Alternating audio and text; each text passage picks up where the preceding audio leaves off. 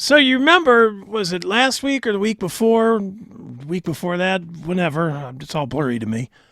We talked about the Motley Crue Theater of Pain Deluxe Yeah, box the set the the, thing. the reissue box set. Yes.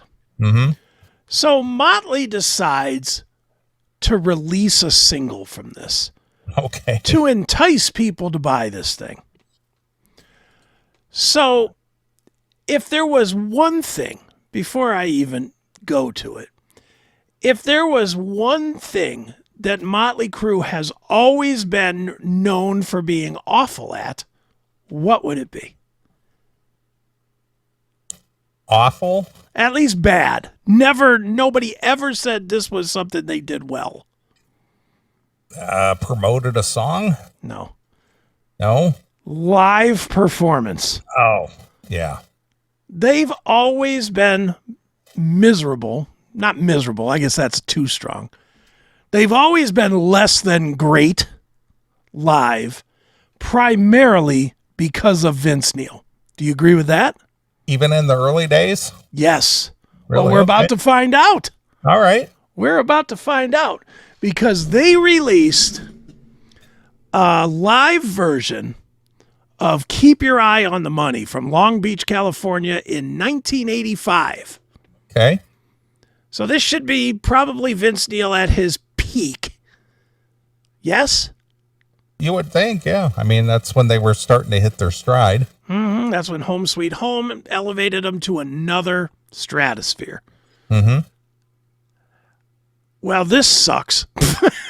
All right. I don't have any other way to put it than this stinks. Wait till you hear this. And this is what they're putting out as the single.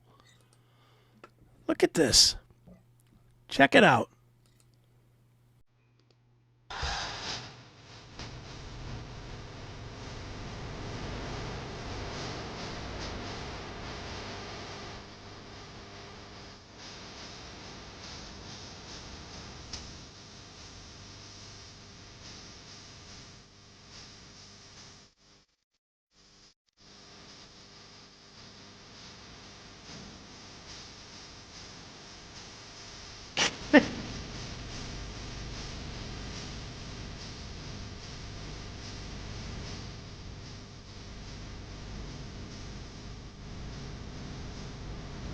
At least in this version, you get most of the words. Yeah. I would take this version over what we currently have. Oh, yeah, I would too, but it's not good either. It's just not good. They just never were good. And that's kind of why I'm playing this, is because for all the people that are like, well, now they suck, they've never been great. This was at the height of their popularity. They were young. They had a couple of years of touring, so they were should have been at their strongest point. Mm-hmm. And this is what we get.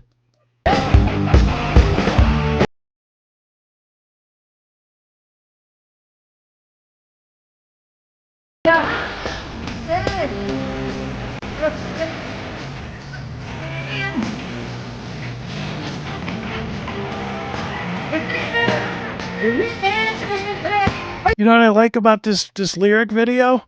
What's that? They're showing the words that Vince is not singing. Right, of course. Dude, I mean, I don't have to play more of this. I just wanted your opinion. This is 1985. And this is how they were then. Were we just too drunk to notice? Well, I don't think we based our like for Motley Crue on live performance. We based it on the studio records and obviously the MTV presentation. Right. And, the image. The image was, demonic. And it was different than what anybody else was doing at the time. Sure. These were demons from hell coming at you with, the wild hair and the makeup and the leathers. And, they were dangerous. Well, early, but this was the glam era. This is when. Yeah, but our first taste of Motley Crue was that, and then you just kind of followed along as it went. Yeah. No, I agree. I agree with Scooby too. It's not just Vince here. The band sounds weak. He's not wrong. Well, it may not. It's not a good recording either. No. It's very thin. Why would you put this out as a single? What is the point? This is not going to sell any copies. Is this a previously unreleased live thing? Yes, but it's still terrible. There's always other songs. There's Louder Than Hell or Hotter Than Hell or whatever it was before it became whatever it is. Mm-hmm. It's now Hotter Than Hell, right? Something like it. Yeah. No, louder. Something like it. Something like it. Yeah, Louder Than Hell. So at first it was Hotter Than Hell. Mm-hmm. There's that demo out there. At least that's a done demo. At least that's produced. This sounds like me at 15 sneaking in a tape recorder and catching a bad show. Yeah. I'm not going to lie. One of my favorite shows ever was on this tour, them and Y&T. But I was 15 years old. I was not old enough to understand that I was watching shit. Well, and again, that's who they appealed to. They appealed to the teenagers, the teenage crowd, Mm-hmm. Yeah, this is. I mean, again, if you're a full-fledged adult and parent age, whatever, and you heard this, you go, "That's crap," and the kids are like, "No, this is the great stuff. Yeah, this is the shit, man." Yeah. And you said, "You're right. It is shit." Yes. What would you take? This? Now you have to listen to it for 24 straight hours. This song or Dogs of War? Probably this. How how far apart is the choice? Well, that Dogs of War, I mean, that's obviously an AI generated song. Mm-hmm. And it at least this was a live performance. Yeah, at least this sounds sort of like Motley Crue. Mm-hmm. Sorta. Ooh. All right, let's play a little more of this. I just want the fans to get a full.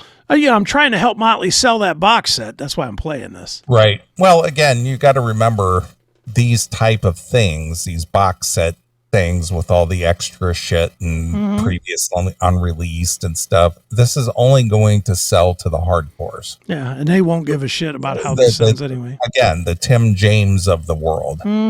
These people who will buy anything just because they're Motley Crue wonks. Right. Mm-hmm. And they don't care about the quality or the performance value or anything. Right. They just like, oh, I got something that was previously unreleased. Right. Well, here you go, Tim. This is for you. You feeling good and high tonight, Lovey? Yeah.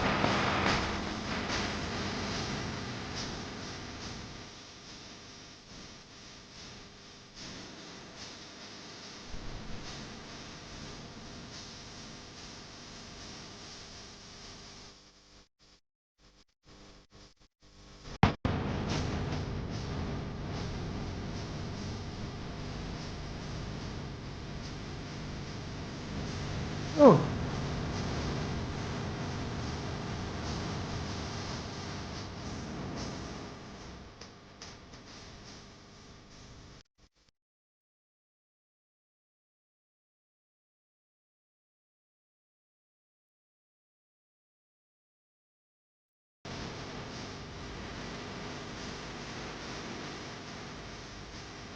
I got to get in on this lyric video shit. There's nothing to this except using the old Motley font. Mm-hmm. That's literally all this is. I can do this blindfolded. Whatever is recognizable. Mm-hmm. That's the whole thing about branding. It's the recognizability of everything, Motley, give me $3,000. I'll do your next one. Come on, just $3,000. I'm sure that's what you paid this guy. Let me see how quick you answer this. Mm-hmm.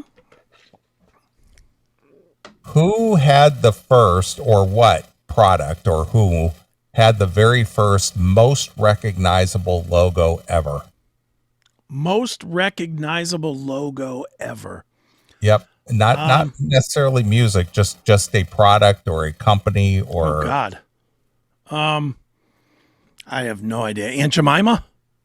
No. What I don't is know. the Aunt Jemima logo? The lady, the big No, fat I'm lady talking, with I'm the talking, band. no, I'm talking about, since you mentioned lyric, the font. Oh, logo? Yeah. Soon as you see it, you know what it is. Oh, Zeppelin? I don't know. No. Stones? I have no idea. Coca-Cola.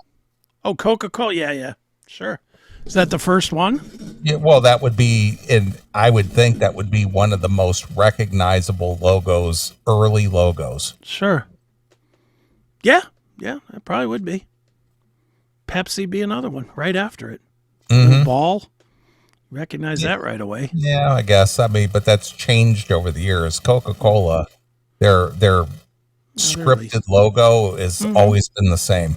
Yeah, they're lazy. They won't It's change just, anything. well, not only that, but who capitalized on that Who? as far as recognizable logos are concerned, that i.e. similar to Coca-Cola, No idea. Who? the band Chicago. Oh, yeah. Okay. Their logo looks like the Coca-Cola logo, right? Yeah, it does, kind of. Same poofy, fat. Yeah, the big things. C and the script. Yeah, it's true. All right, you want more of this fucking terrible song or no? Nah, I've heard enough. I mean, it's Motley Crue. I mean, what are you gonna do? Yeah, it's bad Motley Crue. That doesn't seem to change.